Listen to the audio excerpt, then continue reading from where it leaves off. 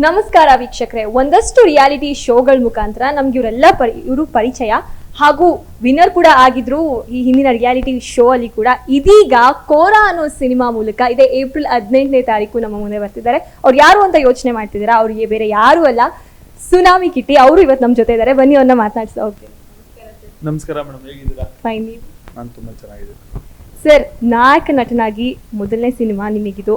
ಹೇಗಿದೆ ಸರ್ ಅನುಭವ? ಎಷ್ಟು ಖುಷಿಯಾಗಿದೆ, ಎಷ್ಟು ಎಕ್ಸೈಟ್ಮೆಂಟ್ ಇದೆ ನಿಮಗೆ? ತುಂಬಾ ಖುಷಿಯಾಗಿದೆ ಮೇಡಮ್. ಕೋರಾ ಸಿನಿಮಾ ಒಂದು ಕಮರ್ಷಿಯಲ್ ಆಗಿ ಮಾಡಿಕೊಂಡು ಒಂದು ಇಷ್ಟು ಟ್ರೈಲರು ಮತ್ತೆ ಒಂದು ಟೀಸರು ಒಂದು ಸಾಂಗ್ ಎಲ್ಲ ಮಾಡಿ ತುಂಬಾ ಜನ ಕನ್ನಡಿಗರು ರೆಸ್ಪಾನ್ಸ್ ಮಾಡಿದ್ದಾರೆ. ತುಂಬಾ ಖುಷಿ ಇದೆ ನನಗೆ. ಈ ಕೋರಾ ಮುಖಾಂತರ ಇವತ್ತು ಲಾಂಚ್ ಆಗ್ತಾ ಇರೋದು ದೊಡ್ಡ ಮಟ್ಟಿಗೆ ಒಂದು ಯಶಸ್ಸು ಅಂತ ಹೇಳ್ತೀನಿ. ಈ ಸಿನಿಮಾದಲ್ಲಿ ತುಂಬಾ ಅಗ್ರೆಸಿವ್ ಆಗಿ ಕಾಣಿಸ್ತಾ ಇದ್ದೀರಾ, ಆಮೇಲೆ ತುಂಬಾ ಫೈಟ್ ಇದೆ. ಹೇಗೆ ಪ್ರಿಪೇರ್ ಆದ್ರಿ ಸರ್ ಅದಕ್ಕೆಲ್ಲ? ಪ್ರಿಪೇರ್ ಅಂದರೆ ಮೇಡಮ್, ನಾನು ಅವಾಗಿಂದ ಮಾರ್ಷಲ್ ಆರ್ಟ್ಸು ಗೋಲ್ಡ್ ಮೆಡಲ್ ಮಾಡಿದ್ದೆ. ಅದಾದಮೇಲೆ ಚಿನ್ನಯ್ಯ ಮಾಸ್ಟ್ರು ಮತ್ತು ನಮ್ಮ ರವಿವರ್ಮ ಸರ್ ಚೆನ್ನಾಗಿ ಪ್ರಾಕ್ಟೀಸ್ ಮಾಡಿಸಿದ್ರು. ಒಂದೊಳ್ಳೆ ಕಂಪೋಸು ಶೂಟಿಂಗ್ ಮುಂದೆ ಮಾಡೋಕ್ಕೆ ಮುಂಚೆ ಅದು ಬಿಫೋರ್ ಪ್ರಾಕ್ಟೀಸ್ ಎಲ್ಲ ಮಾಡಿಕೊಂಡು ಲೇಟ್ ಆಗೋದು ಬೇಡ ಅಂದ್ಬಿಟ್ಟೆಲ್ಲ ತುಂಬ ಪ್ರಿಪೇರ್ ಮಾಡಿಕೊಂಡು ಒಳ್ಳೆ, ನೀವು ಟ್ರೈಲರ್ ನೋಡಿರ್ಬೋದು, ಸ್ಟಂಟ್ಸ್ ಎಲ್ಲ ಬೇರೆ ಲೆವೆಲ್ಗಿದೆ. ಸಿನಿಮಾದಲ್ಲೂ ನೋಡ್ತೀರಾ, ತುಂಬ ಇಷ್ಟಪಡ್ತೀರಾ. ಸರ್, ಒಂದಷ್ಟು ದಿನ ನೀವು ಕಣ್ಮರೆ ಆಗೋಗಿದ್ರಿ. ಅವಾಗ ರಿಯಾಲಿಟಿ ಶೋ ತುಂಬಾ ಹೆಸರು ಆಗಿದ್ರಿ. ಅದಾದ್ಮೇಲೆ ಒಂದಷ್ಟು ದಿನ ಅದಾದ್ಮೇಲೆ ಕಣ್ಮರೆ ಆಗೋಗಿದ್ರಿ. ಅವ್ರು ಸಡನ್ ಆಗಿ ಪ್ರತ್ಯಕ್ಷ ಆಗಿದ್ರಿ. ಏನ್ ಮಾಡ್ತಿದ್ರಿ ಇಷ್ಟು ವರ್ಷ ನೀವು ಅಂತ?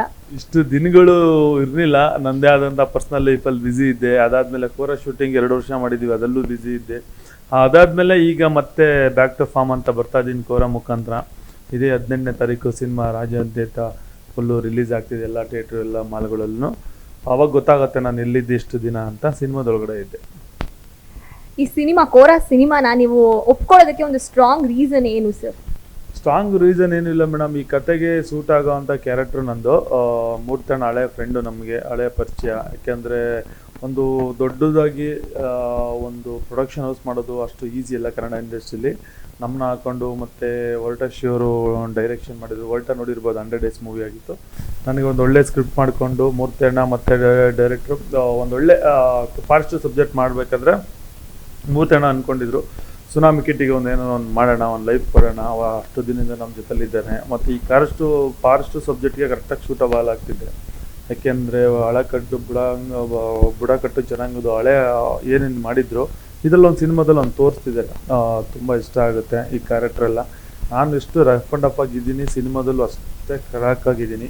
ಟ್ರೈಲರ್ ಏನು ನೋಡಿದ್ರೆ ಸಿನಿಮಾದಲ್ಲೂ ಸೇಮ್ ಹಂಗೆ ಇದೆ ಮೇಡಮ್. ನಿಮ್ಮ ಪಾತ್ರದ ಬಗ್ಗೆ ಹೇಳೋದಾದ್ರೆ ಏನು ಹೇಳ್ತೀರಾ ಸರ್ ಈ ಸಿನಿಮಾ? ನನ್ನ ಪಾತ್ರದಲ್ಲಿ ಏನೂ ಇಲ್ಲ. ಕೋರನಾಗಿ ಕೋರ ಅನ್ನೋದು ಒಂದು ಕೊರಗಜ್ಜ ದೈವ ಆಶೀರ್ವಾದ ಇದೆ. ನನ್ನ ಪಾತ್ರ ತುಂಬ ರಗಡಾಗಿದೆ ಮತ್ತು ಆಪ್ತವಾಗಿದೆ. ಹೀರೋ ಅಂತ ಮಾಡಿದ್ಮೇಲೆ ಎಲ್ಲದಕ್ಕೂ ರೆಡಿಯಾಗಿ ಬರಬೇಕು. ನನಗೆ ಒಂದು ಆ್ಯಕ್ಟಿಂಗ್ ಸ್ಕಿಲ್ ಆಗಿರ್ಬೋದು ಮತ್ತು ಒಂದು ತಿಳುವಳಿಕೆ ಆಗಿರ್ಬೋದು ಎಲ್ಲ ವರ್ಟಶ್ರೀ ಅವರು ತುಂಬ ಹೇಳ್ಕೊಟ್ಟಿದ್ದಾರೆ. ಮತ್ತು ಮಠಣ್ಣ ನನ್ನ ಅತ್ತನ ಕ್ಯಾರೆಕ್ಟರ್ ಮಾಡಿದ್ರು, ಅವರು ಸ್ವಲ್ಪ ತಿದ್ದಿದ್ದಾರೆ ಯಾವ ಥರ ಮಾಡಬೇಕು. ರಿಯಾಲಿಟಿ ಶೋ ಬೇರೆ, ಆ್ಯಕ್ಟಿಂಗ್ ಬೇರೆ. ತುಂಬ ಖುಷಿ ಆಗುತ್ತೆ ಈ ಸಿನಿಮಾದಲ್ಲಿ ನೋಡಿದಾಗ. ಸುನಾಮಿ ಕಿಟ್ಟಿನ ಇದು ಅಂತ ನೋಡಬೇಕು ಜನ, ಆ ಥರ ತಿರುಗೋ ಲೆವೆಲ್ಗೆ ನಾನು ಮಾಡಿದ್ದೀನಿ.